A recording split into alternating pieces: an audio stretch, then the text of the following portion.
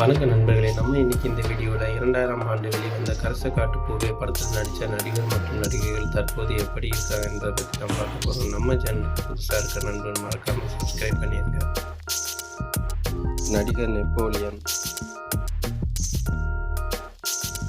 நடிகர் வினீத், நடிகர் அவலி, நடிகை மனோரமா, நடிகை வடிவுக்கரசி,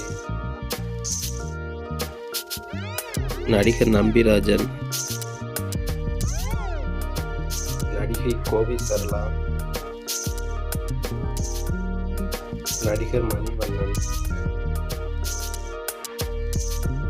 நடிகர் விவேக், நடிகை குஷ்பு சுந்தர், நடிகர் செந்தில், நடிகர் கரிகாலன், நடிகர் தாமு, நடிகர் குமரேசன்,